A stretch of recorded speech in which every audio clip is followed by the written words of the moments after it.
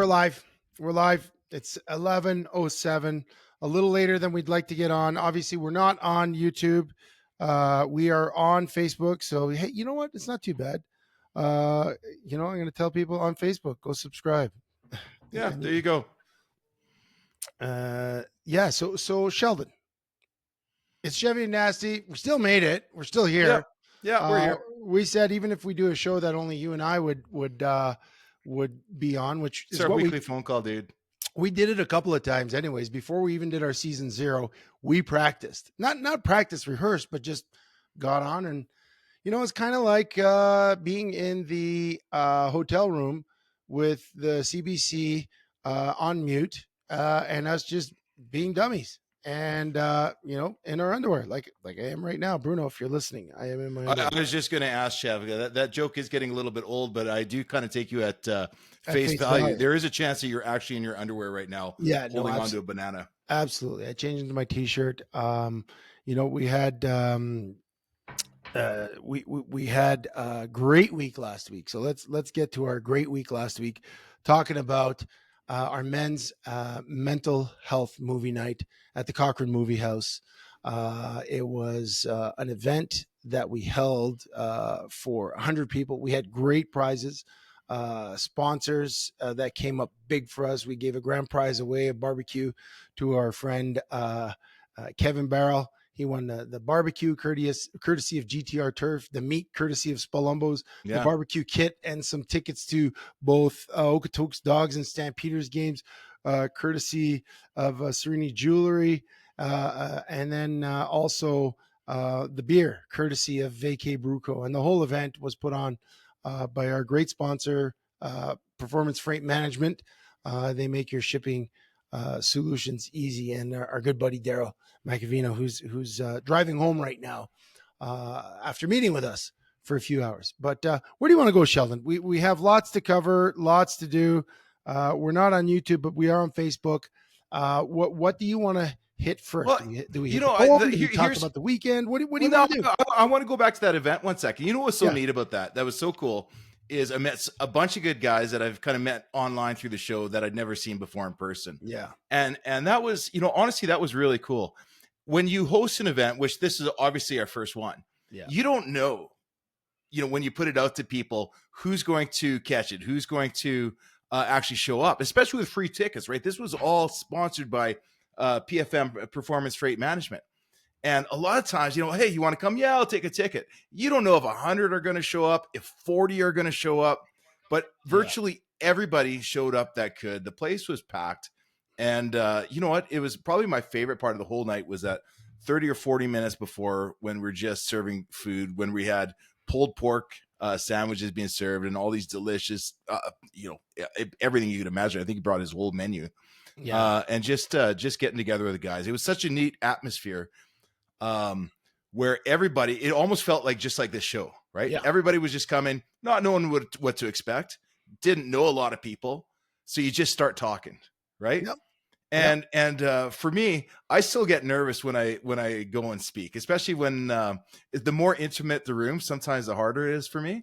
But by the time we got up on stage, like it was just, everything was just flowing so well. We had all the people we wanted to see there. Yeah, and I mentioned that, off the get-go. Like, I've spoken in front of 24,000 people in a rink, people that I didn't know. I've spoken to a few thousand people for corporate events and kids events, but this event was a little different. It was 100 people. It was intimate, but it was a lot of people I knew, and people that I consider peers, some good friends, some coworkers, some bosses, and it was quite intimidating for me at the start. But I tell you, when that first laugh went off, when we got that first laugh, gosh, it was just like they gave us permission to be us, to do our thing. And I thought it was fantastic. Like, I have to say, it was fun doing live with you. We hadn't done really a live thing since we used to hang out at Nick's Steakhouse or Monty's Crab Shack doing our show. And again, in those situations, we were behind a desk, we had the mics, we were really focusing on each other. But this time we were actually speaking to a crowd, which I don't think we ever did before. No, not as MCs together. Never. And again, it was same thing like our show. Like, we had an idea how we were going to go, but then we realized we'd be tight for time. We're like, well, you know what? we got to give them a condensed version of us. We can't do the whole big thing because then it's going to take the whole night. Yeah. And we wanted to give space to our guest, Brett Gardner. Brett Gardner of Momentous Performance.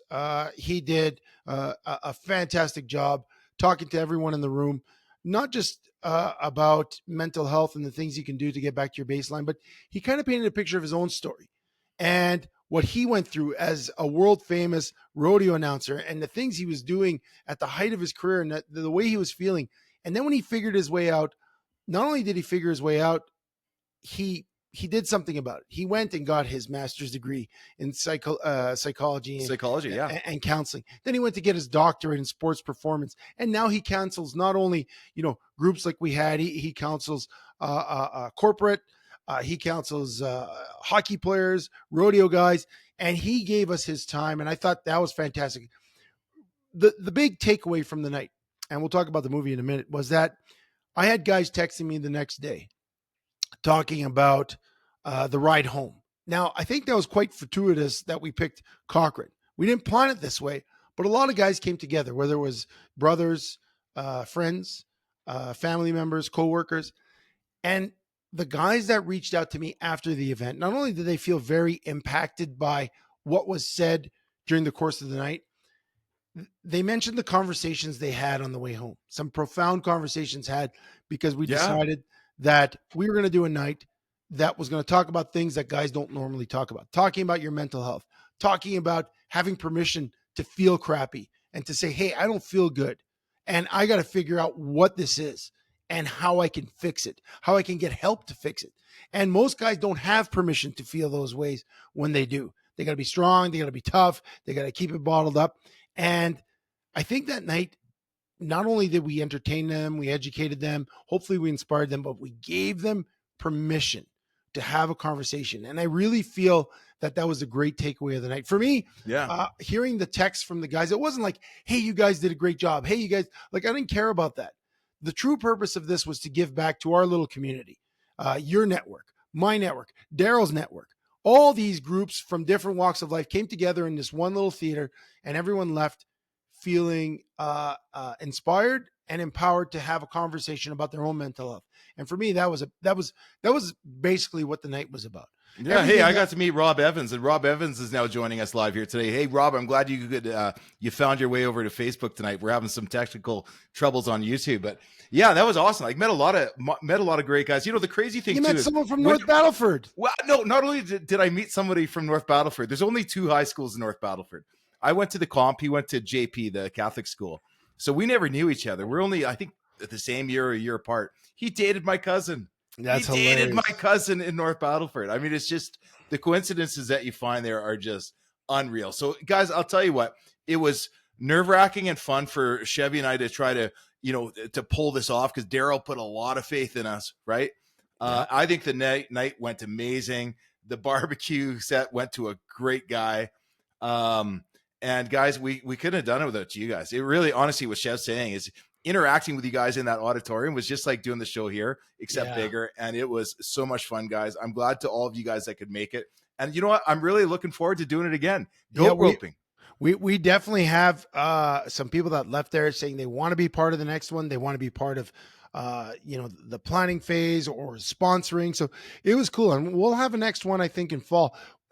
One final thought on the men's mental health movie night that we put on. What'd you think of the movie? We played the fall guy. We didn't really know what we were going into when we decided we were going to do this movie night. We kind of thought about maybe some older movies, inspiring movies, things that maybe would resonate with the theme of the night. But then we thought, you know what? Let's just find a fun movie. And Hal Wolf, who owns the Cochrane Movie House, and please go see that movie theater. It's such a fantastic. Oh, what a venue! What a venue! It's a great old-timey movie house. It's awesome. But Hal says, what about the Fall Guy? And we're like, yeah, why not? I remember the 80s TV show. Colt Seavers and, Lee Majors being the main protagonist for the show. I thought it was awesome. And what'd you think of the movie? Because I absolutely loved it. It was, you know what? After watching the preview, I actually had kind of high hopes for it. I was like, okay, this might actually be good. Yeah. And it surpassed it. It was awesome. Right. they had some cameos from back in the day, such as the truck that I loved. Yes.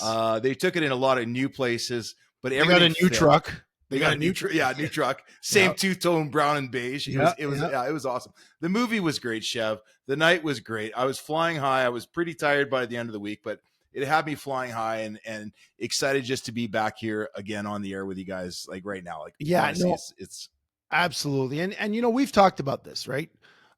We left the network we were on a few weeks ago. We're kind of figuring out our path, and tonight was a great night because, both good friends of ours, yeah, Daryl yeah. and Bruno, who's a friend of the show. They got Hey to meet Bruno, if Bruno, if you're watching, buddy, this is an honor you tonight. Sheldon's wearing the ZB's T-shirt. You're the Johnny Free shit of the group. Dude, I got to go up to his studio. I got to see him play guitar. I saw him cutting new tracks that are going to be coming out on the new EP. Man, it was awesome. And you're wearing so you got to see these guys' studio. Randy, I'm sure you have a bigger point than just how awesome this place was. But we go up to his offices in the Northeast. Looks like your typical corporate offices, some boardrooms, some offices, reception. Really nice place. But then he takes you around the corner and there's this ladder, and there's a ladder to nowhere. But he's got this little, he flips the thing upstairs. You go up into the mezzanine on this, and it's literally the Batcave. He's got Batman symbols and merch all over the place. And then as you go down the hall, you're seeing old movie posters and Happy Father's Day stuff that his kids made for him, because, when you own your own business, you live at your work sometimes, and his kids would live there too. But he took me right to the very back. And plugged in his Fender guitar into his Fender amp, and jammed out some tunes. Guys, that was like the highlight of my week this week. That was awesome. Yeah, that was cool. But the highlight of the night was getting some good people in the room to talk about potential, where we can take the show, where we can take our movement. We're still very strongly convicted about men's mental health and men's health in general. Daryl, our sponsor, Performance Freight Management, is super convicted not only about our show and seeing us do our thing and provide this great platform to have fun and talk and have engaging conversations, but also we want to take it further and do more events, reach out. And Bruno, our good friend Bruno, Dream Reach Achieve. If you remember the sponsorship we had with Bruno, he's the man, and we got them together, and we're just going to make sure that we do it right. And in the meantime, we're taking our punches, right? We go live on a Tuesday night. One week we don't wind up on Facebook, and we wind up on YouTube. And tonight we wind up on Facebook and not on YouTube. So it's an adventure. It's a ride. It is a ride. This is the ride. And yeah, we're not polished professionals, but we're going to get there. We're going to evolve, just like you're evolving with us. And yes, for those of you wondering, I put on the Fail Army in the background. There's a channel on my Roku TV that's just all fails. And I figure, you know what? If you get tired of seeing my face or hearing my voice, you can look over my shoulder to see what the heck's going on. And I'm sure there's some interesting stuff going on once in a while. I also want to give big shout out. We got to give big shout out to our man, Craig Hannum, who came up from Washington. He came up, obviously, Craig. We big supporters of Craig. He does the suicide prevention education sessions. And we brought him up. Well, he came up to Calgary, drove up. He said, I'm supporting your event. He was one of our guests of honor at the evening. And, I think we showed him some really great Alberta hospitality, not just ourselves, but I know Daryl showed him some great hospitality. I know he had a chance to meet with Rob at the Redwood Meadows fire station, and Rob just mentions that Craig coming up was awesome. So yeah, it was a good night. It was a good night, and we were excited to get back to Tuesday. Again, we were excited to get back to YouTube. I don't know how that didn't happen, but we were excited to get back to Tuesday. And it's not a Tuesday. It's not the ride with Chevy and Nasty if we do not have a poem. So with that, Sheldon, this long overdue introduction to the poem, Sheldon, I think it's time for you to take it away. Why don't I start it off? Oh, it's the ride with Chevy and Nasty. We follow all the trends, more than just co-hosts. We're actually really pretty good friends. So hot on the heels of our men's mental health night, it was an inspiring event, and it felt just right. We had laughs and real talk. We had prizes and lots of food. capped off with a movie. And the Fall Guy, as Chevy said, was actually pretty good. It was. It gets the thumbs up, right? The Fall Guy thumbs up. We've been following the hockey, tracking the puck. The Oilers won Game 7, and they proved they don't suck. The Bombers and Riders kicked off the CFL preseason. We're getting really excited, and we've got some really good reasons. We hit you live and late at night, but we hope you will last. With this 300-pound rhyme, we will continue this cast. Might be a crash. Yeah, that's, it's not where you start, Chevy. It's where you finish. And speaking of which, speaking of crashes or near train derailments and train wrecks, did you catch the Oilers game last night? Well, yeah, I did get the end of it. I was, we'll get to the Oilers in a second, but I had a pretty busy weekend. I was running up and down to Red Deer. My son had the Red Deer legendary lacrosse tournament. So I made it back for the third period, but I had been listening in the car, and yeah, I was nervous for them. I was super nervous. I wanted the Oilers to win. Like, don't get me wrong. I think I predicted at the beginning of the playoffs, I wanted Winnipeg number 1, Oilers number 2, Vancouver number 3, and Toronto number 4 would be my picks of the Canadian teams. But no doubt about it, I wanted the Oilers to come out of this one with a win. I just really enjoy watching Connor McDavid. What I don't enjoy watching is just how bad they are when they've got so much talent. Like, how can you be so bad? How can you have a game where Connor McDavid gets shut out in the first period of shots on net? Like, that seems like impossible to me. Yeah, well, here's the problems with the Oilers. Like, first off, they had a fantastic first period. I know you're listening on the radio. It was dominant. Yeah. I think Vancouver walked away with 3 shots, and shots don't always tell the whole story. Yeah. But it was complete zone time, just domination, with no points, no goals, nothing. Right. So nobody was scoring, and a lot of it was just because I think to this point, the story of the Stanley Cup playoffs, it's got to be Sheilov. Yeah, that's what I was going to say. Latvian kid comes out of nowhere. Yes. The number 3 goalie. That, he has some pedigree. He's played in some big tournaments before. He was standing on his head. He was being shellacked. He had 0 effort and 0 performance in front of him. And again, you won't catch that on the radio, but that kid stood on his head. Oh, I caught it on the radio. That's the thing. The radio broadcast was amazing at describing that. And that's what I was worried. I was driving home. I was like, gosh, so early in the season, I mean, the Oilers, or in the series, the Oilers weren't playing so well. Yeah. They were playing well on Monday night.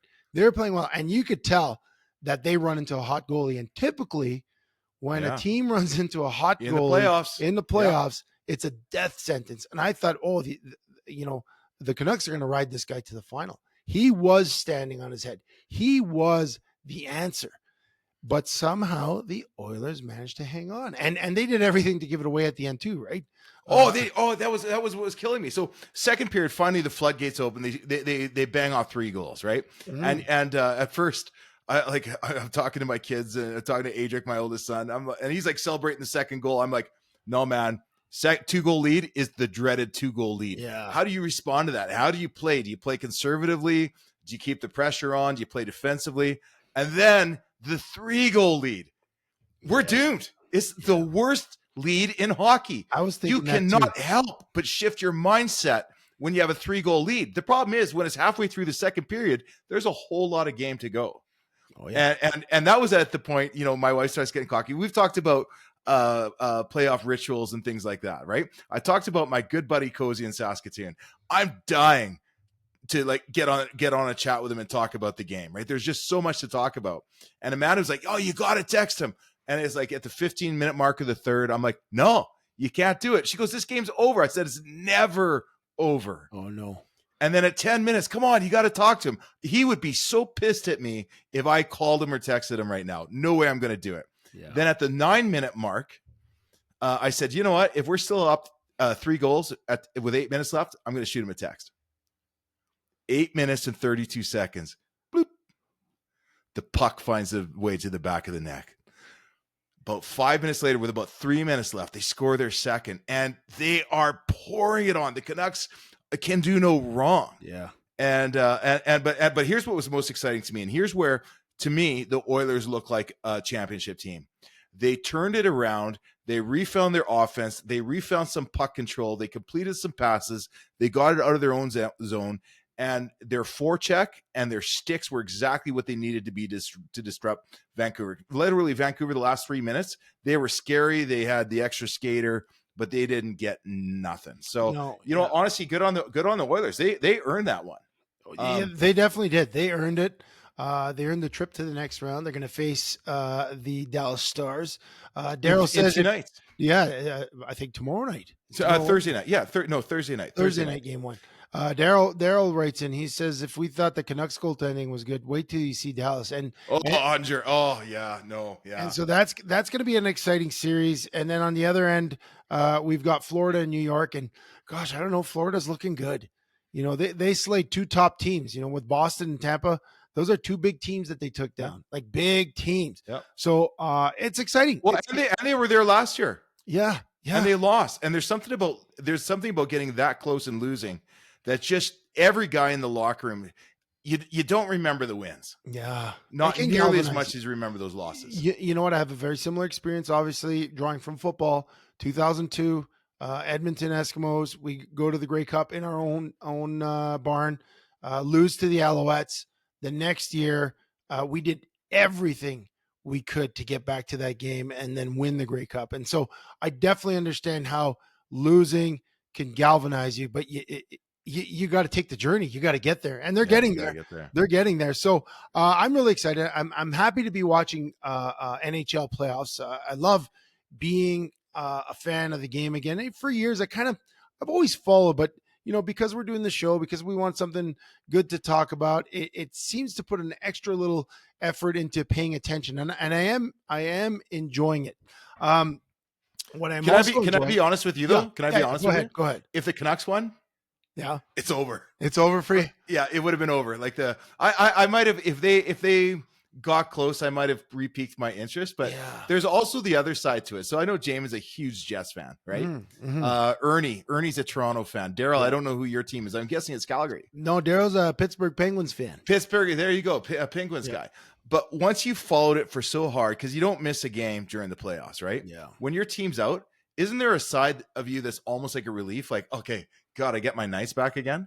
Yeah, because it's a commitment to be a fan, right? Maybe. That might be how. I don't feel that way because I was coaching football last week and we lost our playoff game. And you know what? I have more free time now, but I hate it. I told the kids, I said, "Gosh, it's different. It's different. You were coaching. You were involved in it, right?" I said to the kids, I said, "I like free time, but I love coaching. I like free time, but I love coaching."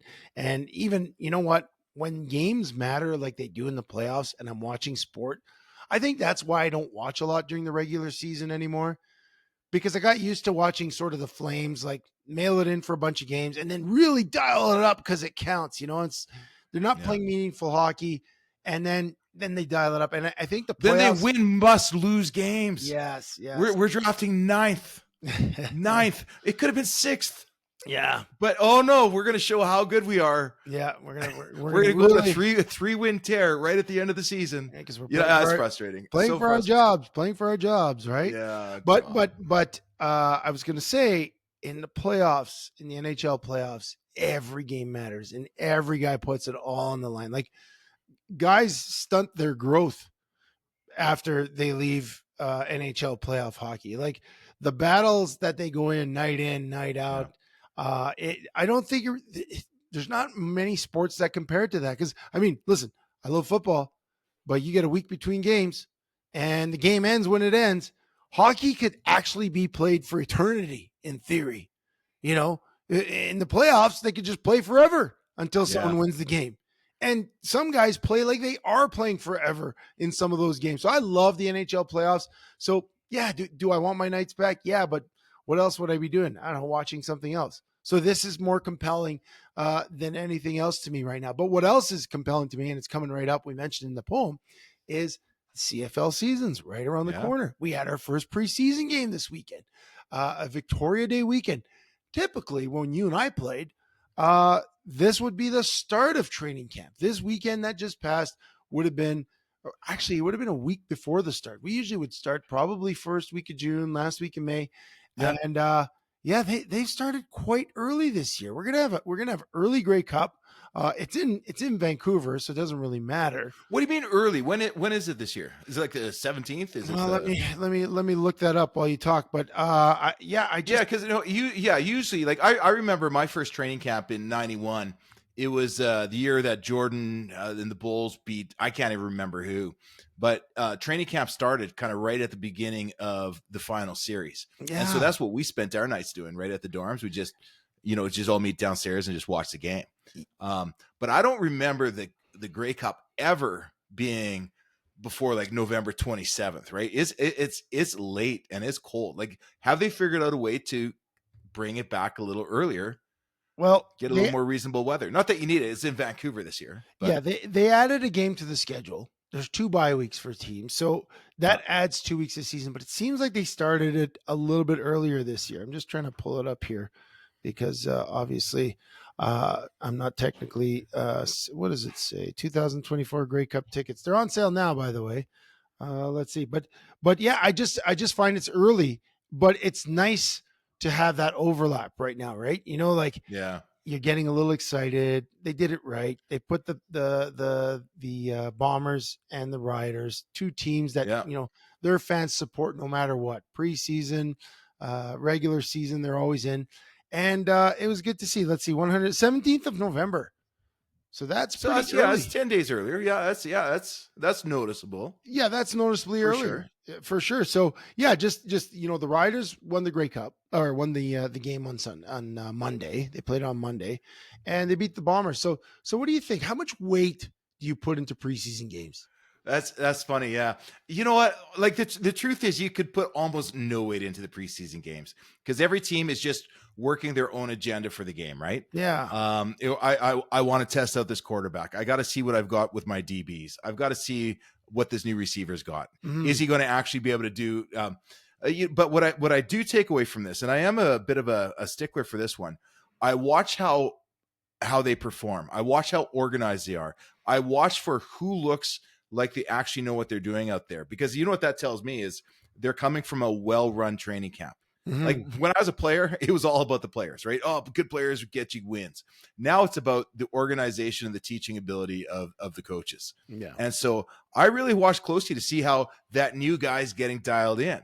Does he look comfortable? Is he making the reads? Is he making the right choice on the options, or do they look completely disjointed? So for me, it's a meaningless game, but it's good to see that the Riders with a new coach, virtually a new quarterback, running back, a bunch of changes have been made to see them come out and perform. Yeah, I think it's good news for Rider fans for sure. Yeah. What about you though? I mean, I haven't played a preseason game in 15 years. I Yeah. know I hated playing in them. The first one's always a big one. You get the offense in for a half, and then after you kind of roll everyone through. The second one, the second preseason game, I guess they only play two in the CFL. That was always a weird one because they play like the starters for one series, and then they play the backups for maybe the rest of the half, and then everyone is just kind of rolls on through. And most of those guys that usually play in the I guess third and fourth quarter in the Yeah. second preseason game, most of them are getting let go. Most of them are callback fodder if they do okay. Um, yes, I don't put too much into the preseason. I always had this theory that the teams that win in the preseason are the ones that lose during the regular season. I don't know Yeah. why, but it was a good outing for Trevor Harris. He came back from injury last year. He was 7 for 9, 123 yards. So that was Yeah. good. No touchdowns, no interceptions. So that was good. I thought in Winnipeg, what was interesting is having Chris Streveler back Yeah. after a few years in the NFL. He went 7 for 8. Now, he wasn't typically a passing quarterback. Like when they used him in the past to back up Claros, he did do some passing, but it seemed like he was that kind of wildcat type running quarterback, which he had three carries for 25 yards. But I was actually looking down the stat sheet. I don't know what happened with Milt Stiegel. I don't see him on, so I don't know if Well, he he lasted went for past that year. first couple of days. I don't know. I didn't follow. I didn't see if he actually Yeah, because there were put in so any many meaningful time. so many stories we talked about, from the Sean Lemon thing where he's back in camp and appealing his suspension, to the Chad Kelly thing that's just a black cloud looming over the CFL. There were some bigger stories that we had been following, and kind of Milt Stegall fell through the cracks. But it is exciting that the real games will be played pretty soon. James says one day. Yeah. Milt Stegall went for one day. Well, I got more than one day. If I'm getting ready to go to camp, I'm going to be playing more than one day. I'll tell you that much. But yeah, I'm excited. I really love the CFL, and I'm excited that this year we got the show starting at the beginning of the season. Like if you recall last year, we kind of wrapped up our season 0 right around this time of year. I think it was May last year. We kind of recorded our last Shut episode. It down for the summer. Shut it down for the summer. Shut it down again. We were in a transition there. It's like, oh, what are we going to do? I don't know. And then we just put it off.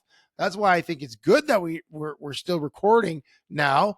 But what I'm really excited about is we're starting with the season. We're starting to tell the stories as they start. Like, how will the Chad Kelly story evolve over the CFL season? How will the Sean Lemon story? I'm really intrigued by that one. So I was just going to ask you that. Like, what are you watching for this year in the CFL? What's catching your attention? Like, what's like, oh my God, I can't wait to see how this plays out. So I really want to see the Calgary Stampeders, and not to beat a dead horse, because it's not a dead horse, but going back to our men's mental health night, Jay McNeil, president of the Calgary Stampeders, came to our event. Not only did he speak about the Stampeders, he gave us a game-worn jersey to give away into the crowd, which was awesome. Thank you, Jay. I know you're not listening, but if this gets you, we really appreciate that you came down. Former teammate of ours. Gave us an opportunity to, I guess he pulled the curtain back for us. You know, all the work it takes to field the team, all the stuff that they're doing to market the team in the community, get people back, right? You know, COVID, CFL took a big hit. Stampeders attendance took a big hit. And he just talked about the excitement around the team, the players coming in, the guys they signed.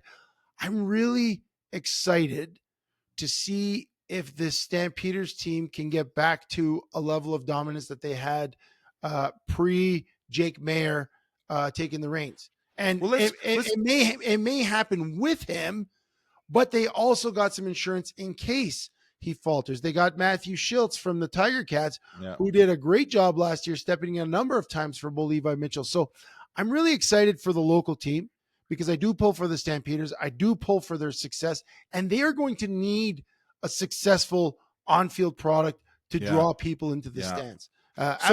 Yeah. So that was one of the things I found. Like, so it was awesome. Jake got up there and gave out a lot of great swag, and guys got tickets. And I found it was the half hour before when he walked in there, just see it. First off, you know, I still remember Jay as being the 315-pound offensive guard, and he looks so good. He's in such good shape. But he still has so much energy. And remember, as a player, he was such a leader in that locker room, right? Yep. He was the guy that you would just count in and week out. He didn't always give dynamic speeches, but nobody ever questioned that he was the blood and guts of the team. And won every award you could imagine. He was recognized just because he was just that silent warrior 24/7. Yep. I got a chance to ask him how he was liking the new job and how it was working out, like going from corporate, back into sports. And he said, this is probably the hardest I've ever worked in my life. He goes, literally, I work 17 hours a day more. I wake up in the middle of the night, and I asked him, is it solving problems? Is it, finding solutions? He goes, all of the above. He says, but as hard as I work, I still feel like I'm not working. He goes, I love this team so much. And this is exactly what I feel I'm supposed to be doing right now, is helping to get the Stamps back on top. And you think about it, him and Dave were teammates. Yep. They have a long history. They've been a lot of championship teams together. I think I keep talking about how the front office and the coaching staff are the most important things. I think he got a solid president. There's no questioning that the management of this team is strong. Dave Dickinson in year 2 of coach and general manager, and he's kept most of the key staff together. So I think they've got a shot. Is Jake Mayer the guy that's going to bring him to the future? I don't know. We'll see. I like him. I like Jake Mayer. The first thing I do is I would get the guy, a sports psychologist, working on just sharpening up his game, because I still feel like he's just. We know a guy. We know a guy. We know a guy. Maybe that's what we could do. He's got all the tools. There's nobody competing with him in camp. He looks good. They were in the same room the other day. If Jay had an opportunity to listen to Brett Gardner speak, maybe there's a connection there. We made a lot of connections that night. Our good buddy Daryl says a grassroots approach is what the Stampeders need. And you know what? They have been doing some great things. They just completed Fan Fest, which was a yearly occurrence where everyone could take their families down to the field, meet the players, meet the alumni, bouncy castles, the entire thing. It's a really cool event. They did that on Saturday. They also had a junior stamps camp a week ago or a week Saturday, and that's a big event. They didn't do that in the past, and they're doing that now. So they've got a lot going on. It's just one of those things. There's so many things, so many events competing for people's dollars these days in a very tight economy. I mean, if you turn on the radio, people can't even buy a loaf of bread in this town. And so it's a tough sell, any live sporting event. But I do say, if you're going to put your money to a sporting event, my dollar is on the Stamps. You said it best. There is no tailgate party like a Stampeders tailgate party across Canada. In Canada. You know, we do have one of the best tailgates.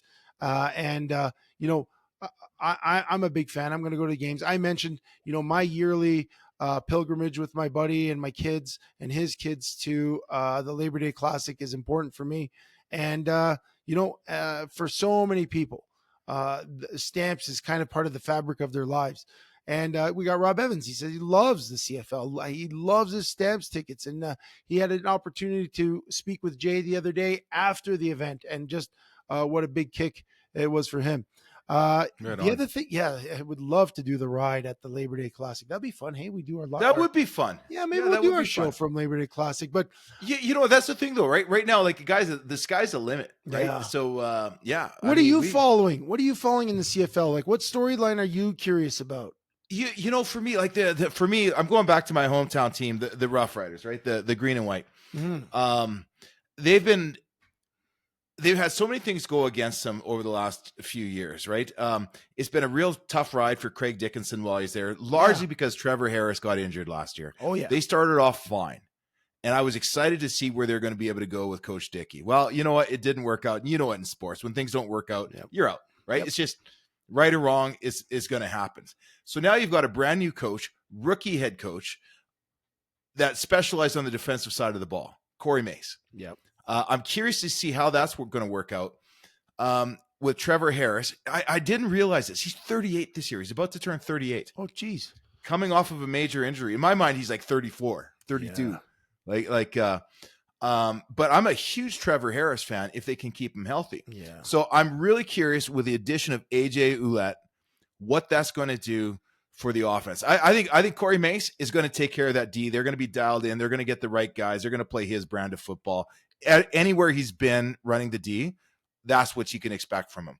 Trevor Harris, AJ Ouellette, and can you get that offensive line whipped up in sync and really taking care of the line of scrimmage? To me, that's exciting. I want to see if Saskatchewan's have been on their own roller coaster. I want to see if they can take it to the next level. Obviously, the Stamps are fascinating to me.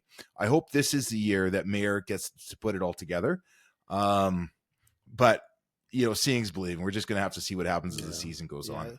Well, that was a Western perspective. What about the East? I mean, for me, what I want to see is what type of wave the Montreal Alouettes ride. I mean, they were heavy underdogs going into the playoffs. They were heavy underdogs going into the Grey Cup, and they came out on top. And you know, now they're the champs, right? And when you're the champs and you sneak up on, when you sneak up on everyone, they don't know you're coming, and you can kind of do what they did.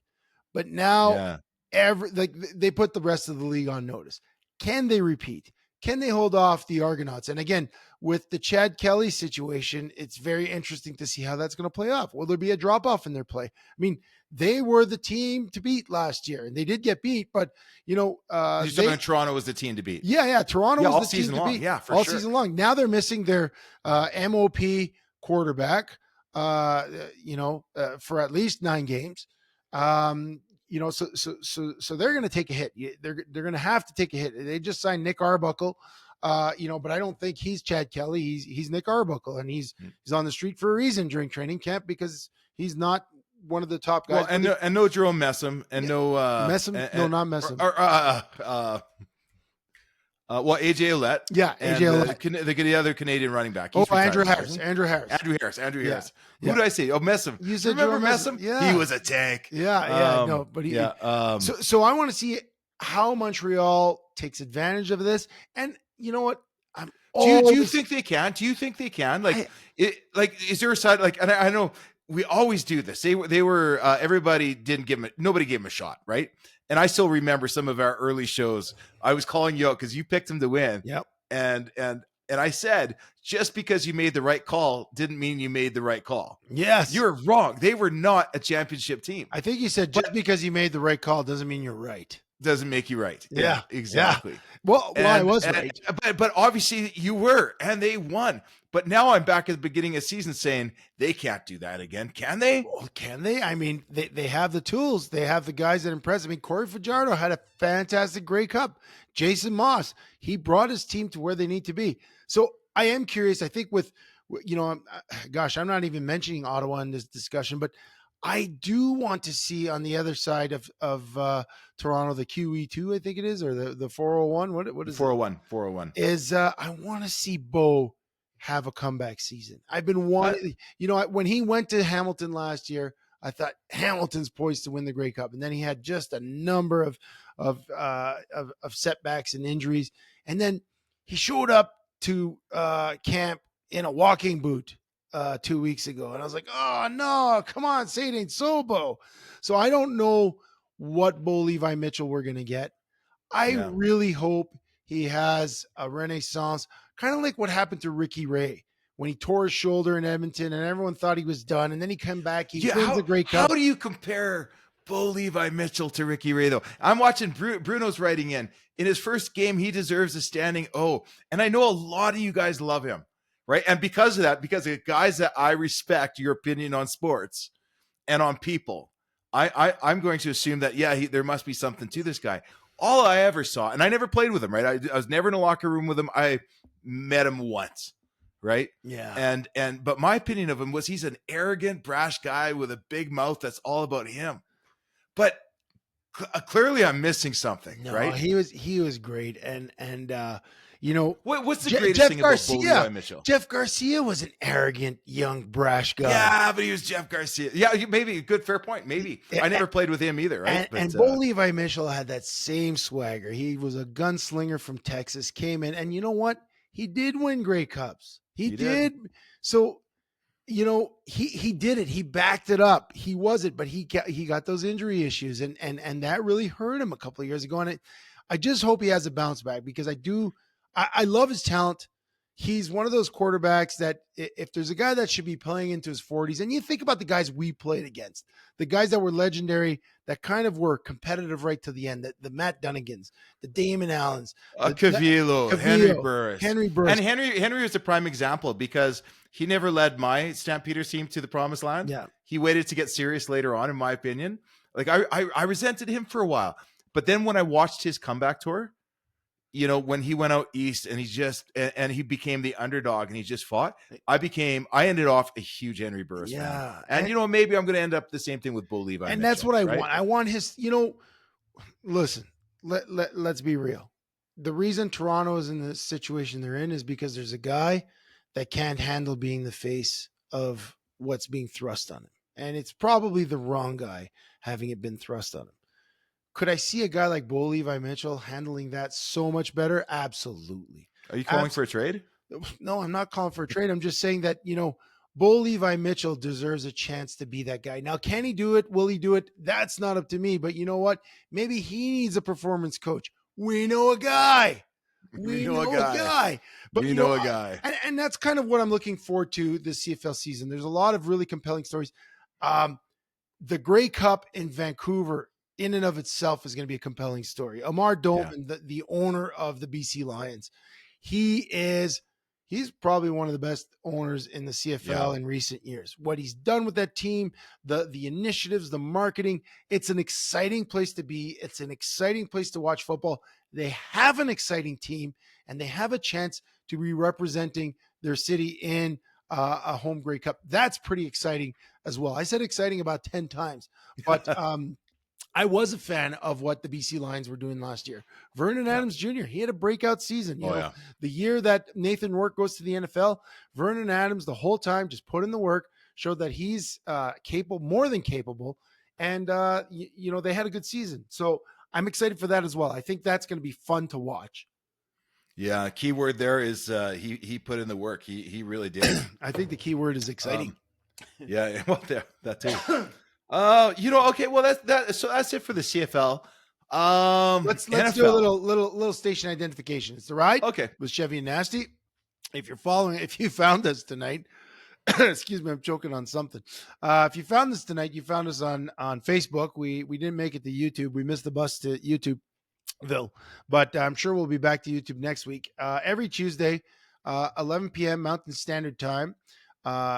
Nasty and I get on. We go live. We look forward to reading all the comments that are coming in. We love you guys, and we're brought to you each week by Performance Freight Management. They make your shipping solutions easy. You need to ship big, you need to ship small. It doesn't matter. They take care of it. We have some great followers here between Bruno, Rob Evans, Daryl McVina. I see Jenna just popped in. Jenna, Nasty, I'm happy you're enjoying yourself. Nasty's got his little sip of wine, so that's good. It's late night. We want to shift gears. NFL, not necessarily on-field stuff. We mentioned the poem. We talk about what's trending. What's trending this week is Harrison Butker. Harrison Butker. Sheldon, do you want to give a little background on what's going on with Harrison Butker? I don't know much of the background. I just know I turned on the news a few nights ago, and they're talking about a guy. I didn't even recognize his name. Mm-hmm. And then they said he's a kicker. I'm like, yeah, well, kickers are weird. What'd he do? And Chev, you probably follow this one a little bit closer, than I did. But I know he was giving the commencement speech at a graduation at a Catholic university. Yes. And of course, it's a big time in students' lives. They're graduating from university with a degree, going off into the adult world to get a real job and to find their own way through this world. And his speech, guys, and I'm sure you've all seen it. He gets up there, and somehow, and I watched a lot of it, so it wasn't just a soundbite, but a lot of it went to a woman's ultimate calling is to serve a family and have kids. Now, that by itself, okay, that's hey, and a guy's job is to be a good father and provide for his family but then there's so much more that has to go on. He just cut it off right on that. The woman's ultimate calling is to stay home and raise kids. And then he gets teary-eyed when talking about his own wife. I would never make it to as far as I did if it wasn't for the support of my wife. And I'm like, dude, that's easy for you to say. One, you're a freaking kicker. So you've either got the leg mechanics or you can't, or you don't. And you got probably the mindset to do it. Full respect to the guy. But you're also making, $1.4 million a year. Your wife doesn't have to work. Yeah. Why? And at a university, it's like, okay, good job. You guys can all go back home now and just find something to clean. That is so antiquated. It felt wrong, didn't it? Yeah, it was, it was so tone deaf. It was so tone deaf. He used religion as the basis for these really, you said the word antiquated beliefs. I mean, you go address a room full of graduates, people that have worked their butts off for a degree, excited to go out into workplace, looking for that pep talk, and you tell them that their greatest calling is not to be doing what they're excited to be doing today, but something else. And I've learned a couple of things. I try to be quiet when it talks about women's issues because I understand that I'm not a woman. I don't deal with the same things women. I cannot speak to the oppression women have faced. I cannot speak to the inequities in the workplace. I cannot speak to anything that have women gone through to get to a position where they can be respected and in hopefully most cases equal to the rights that men have and the privileges that we have. But the last thing I know is I am never going to get up in front of anyone and speak on women's issues. I will not speak on what their greatest calling would be because I would have no clue what a woman's greatest calling would be. Maybe it is motherhood. Maybe at some point that is the greatest calling. But you are not the person to tell because you're not a mother. Listen, like that's the same thing as saying the greatest thing a guy can do is be a good father. Yeah, I agree with that, but that's not where the speech ends. Like my Yeah. God, like my kids are in the Catholic school system, right? My wife's Catholic. I wasn't raised Catholic. I was raised Christian. Yeah. Uh, um, at my kids' schools, from elementary right through to high school, there's a lot of fine Catholic women teachers that are devoting themselves to the education and furtherment of our kids and their values. Yeah. Some amazing women that work super hard. Are you telling me that they're lesser than because they weren't in a position to stay at home? Now, before I go on that, I know what this whole thing's about, and I know why he had the top selling jersey in the NFL for the last week, right? Yeah. You see so many things out there in the media these days that feels like they are pushing back on traditional values, right? Yeah. A man's role in this world, a woman's role. You're not anybody unless you've got a couple of letters behind you, and and I get how sometimes it feels like that's getting out of control. But what's wrong with being able to say, go out, be strong, find your passion, work your passion, make this world a better place, and then just remember when it was time to raise a family, guys, men and women, family comes first. Yeah, no, What's wrong with that message, Chef? Well, Sheldon, maybe you should have been delivering the commencement speech, because according to some of the students there, there was one student. She was Kyra Misuraka. She says her jaw dropped at one point. She was looking around and she said it was just very uncomfortable, and she was looking back and forth, and just it wasn't the time and place. Like he was trying to use his speech to address traditional gender roles instead of encouraging them to follow their dreams. And I thought it was hilarious. Our buddy Rubio, I guess he didn't find us tonight because usually he's kind of piping in with a comment or two, but he's probably still waiting for us on YouTube. But one of his favorites, Eddie Vedder, at the Pearl Jam concert in Las Vegas, he brought it up. He addressed it, the controversy, because he was talking about his opening act for that night was a band full of women, and he's like, Yeah. they have not been told the diabolical lie, because that's what Harrison Butker used as a phrase. He said that women have been told the diabolical lie about pursuing higher education, that the diabolical lie is that motherhood should be their highest calling. Anyhow, Eddie Vedder says that, these women didn't follow the diabolical lie, and they're up there on stage living their best life, opening for Pearl Jam.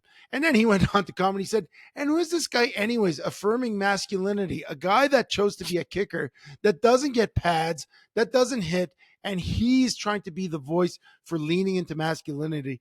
Kickers, I told you, kickers are weird, dude. Kickers are weird. And he went on, to be truthful, he went on to talk about a whole bunch of issues that not just supported by Christian or Catholic church. He talked about abortion. He talked about in vitro fertilization, all the things. And he kind of wrapped it in this envelope of this unapologetically, like we have to be unapologetically Christian and Catholic. Now I was raised in the Catholic church, but I call myself Catholic questioning because I have tons of questions. Tons of questions, and I refuse to believe in a doctrine that was given to me by man without asking those questions. I just can't not ask questions. And one of the questions I did, and we'll kind of get into this discussion in a little bit. If it's midnight, by the way, so we're in overtime. Anybody want to give the overtime shout just in case? Just in case it's overtime. Chev, I'm giving you 5 minutes. Well, overtime today. You give me 5 minutes. Okay, so. He was wrapping it in these religious beliefs that, again, you believe what you have to believe, and you believe how you believe.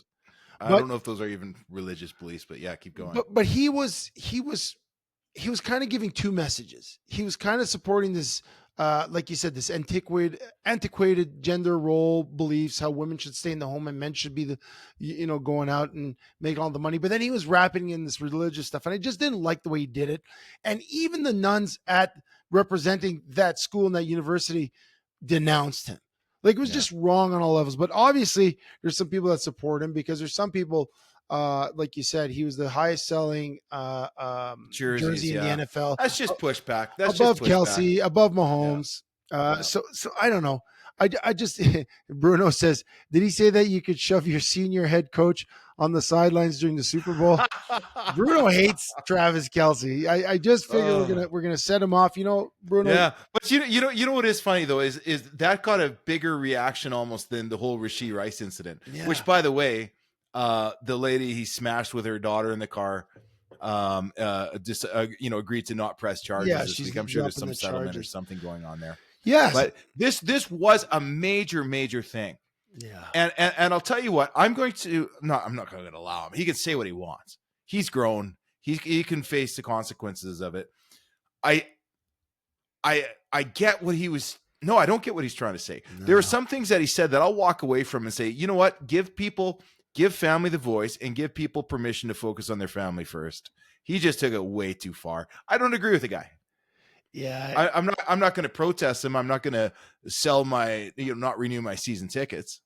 I had a couple of different fluctuating positions on this week. Okay. So last week I had the real opportunity to go into a diversity and equity course that was being. And I think we're off of Facebook now, except for 1 hour.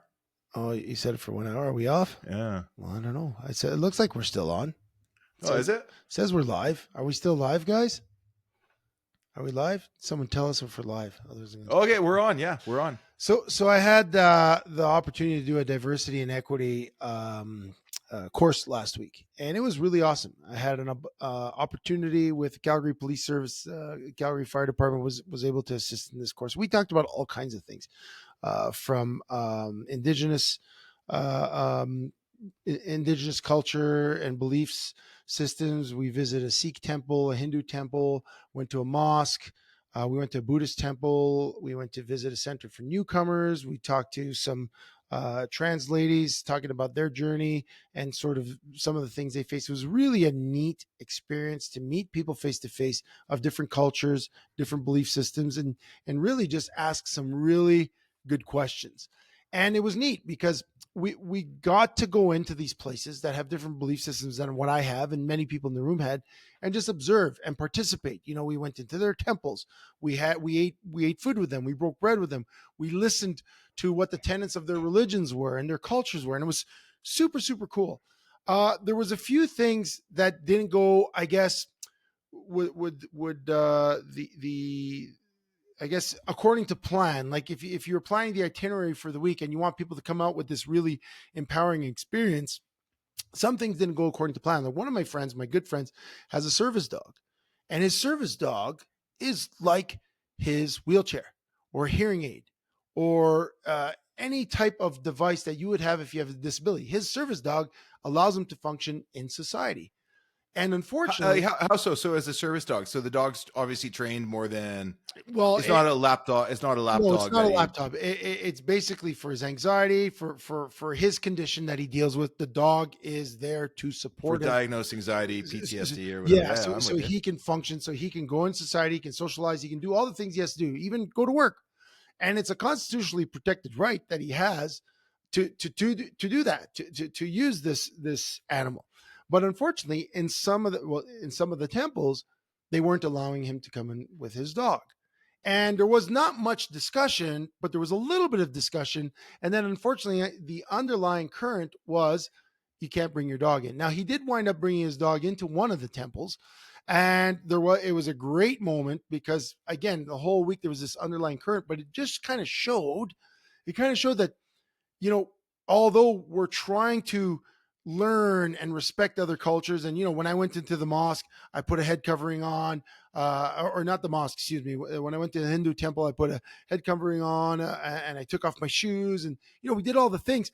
But sometimes these discussions have to be both ways because not everyone is understanding everyone else's needs. And it was super interesting because, again, sorry, just let me finish. So while I was learning about all these other cultures, I thought it was interesting because many of these religions have very similar beliefs, whether it's about, birth control and women's roles and gender roles and these sorts of things. And as this Butker thing was happening, at first, when I heard it, I believe it was Tuesday, I was like, what a dummy. Like, what a dummy. Like, I was just thinking Peyton Manning, if Peyton Manning was a quarterback saying, there goes my idiot kicker spouting, I just thought, what a dummy, right? then I kind of was going through this week about learning about other religions and those sorts of things. And I thought, gosh, some of the things he was talking about, not all of it, but some of the things he was talking about as it related to his faith, whether it's against fertility treatments, against abortion, against those sorts of things that are tenets of the Catholic religion, he was getting backlash for. Now, I don't agree with his comments. I really don't agree with his comments. And then again, I'm back to what an idiot, because I heard his comments afterwards, and those were not relating to religion. Those were relating to gender roles. But his comments relating to religion, I thought, God, if that was any one of the faiths that we went to visit that week that hold similar beliefs, would the backlash have been different? Would the backlash have been different if he was a Muslim man making that statement at a university commencement, saying, you know what, your greatest role is at home?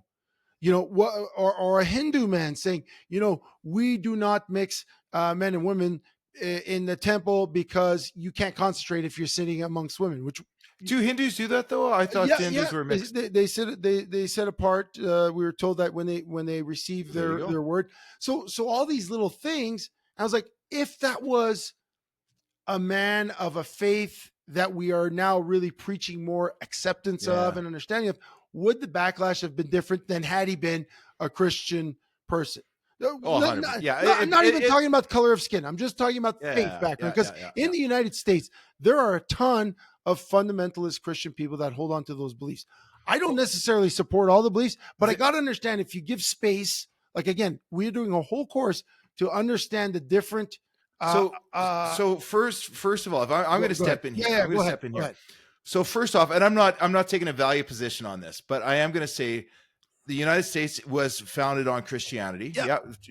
And there's a very strong portion of it, but I do believe, and I do see, there's a strong fundamental push against traditional Christian values. Yep. Right. And I don't think you can even hardly dispute that. Like, I believe that people should be able to believe what they want to believe, worship as they want to worship. I still believe in individual freedoms and rights. Mm-hmm. And I won't judge a person based off of their religion, and I won't let them judge me based off of my beliefs. So yeah, I think right now, I think if you're a Christian in America, in Canada, the same thing. The second that you take a strong approach, you're going to have a target on your back and you're going to be attacked. But I want to be careful on this one, because this guy, that does not sound like Christian values. My family was Christian values. My mom worked her ass off on the farm. Yes. She did everything possible to make sure extra income was coming out, whether through animals, butchering, make sure we had the food, big part of the business. I mean, it's just with this guy, this kicker's in La La Land, right? Yeah. I don't agree with that at all. No. If a less traditional religion or race or culture would have made that statement, then yes, there would have been a lot more acceptance for it, for sure. It still would have been wrong based off of our more open beliefs now. But you know what? My number one point on this whole thing is, I don't care, dude. Yeah. It's a guy. He said a thing that he believed. Maybe he was stirring the pot. He had an agenda. And maybe his was really maybe he truly believes that. And the people in his circle, he's trying to really support because they feel like they've been canceled. Yeah. I just think it's a bad take. I don't agree. I think it's a terrible take as well. Like, I don't agree with him as well. I think that he kind of convoluted two different things, and trying to lean into Catholicism. He really leaned into a part of, a society that, I love the word you use, antiquated. Like, the best men around are men that stand by and support their strong women, whatever their role is, whether they work in a factory, whether they work on the farm, whether they have their own business, whether they do work at home. Those are because it's what's their best, highest calling, not the best, highest calling that someone tells them. And you know what? I have friends that choose not to have children, and they choose. And I have friends that choose to stay at home. And there's nothing wrong with that either. Yes. Right. Nothing wrong. There's nothing wrong with choosing not to have kids. I get it. Absolutely. There's nothing wrong with choosing to stay home and supporting the family dynasty, the family empire. Yeah. Both of those are perfectly acceptable ways. And I'm getting tired of people saying, like, I don't know. It's almost like there's a scoring system for values these days. Yeah. Just shut up, let individual rights, let people do what they want to do, and just lay off. And like we got some great takes here. Bruno says it was a wrong place, wrong time, wrong armor. And then a wrong amount, excuse me. And then Rob Evans, Jen is his rock. Jen is his wife. They work together at the fire hall. They do everything together. They're awesome. Harrison Butker should just be known as Harrison Butt. The thing he said at the end, he said, and this was after he said, "Oh no," he said, my speech was taken out of context. He's like, I just wish we went back to a time where men went out of work and the only time you heard from women is when they say, how much children do you want to have? I was like, oh man. He didn't say that, yeah, did he? I think he said that. Dude, you weren't taken out of context. That was your point. Dude, own your words. At least it's for a lot of people, that's a really bad thing. Now, this is the sad thing. This is the sad thing. Colin Kaepernick got cast out of the NFL, basically got his career canceled because he took a stand for something that I feel still represented something good. Maybe he initially didn't communicate it properly, but I think he did his best to communicate it. The NFL just didn't want to hear it because they have way too many, not way too many. Their demographic, their billion-dollar, trillion-dollar business is based on that flag.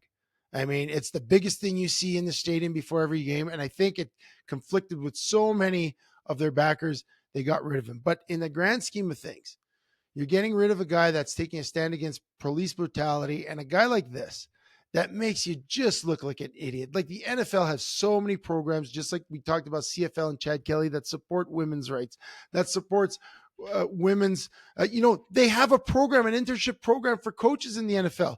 Some of the best, Dr. Jen Weller, who coached with the Arizona Cardinals, coached with the Buccaneers. They have these programs for women. And this guy that represents their league on their championship team is telling these women in the front office that coach on the sidelines, that referee games, that do all these things, physios, that their best calling should be go home and sit at home. That just so I've got bad. homework. We're going to wrap it up here, but I've got a homework assignment for all of you listeners tonight. Each one of you men that are out there right now, I want you to go to your wife tomorrow morning, call your mom, and tell her, Mom, honey, wifey, your best serving is serving me in the house. Now give me more kids. Just try that out and see how that works out for you. Let's take the theoretical and put it into practice. I'm guessing it's not going to go well. No, it won't go well. You know what? I'll tell you what, bud. It's that time. I think it's time to wrap this up.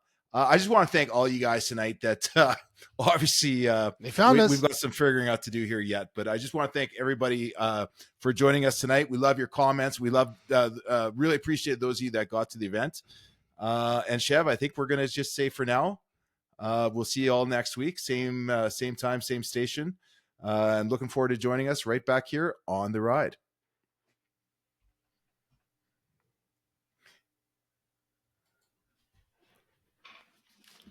We're still recording.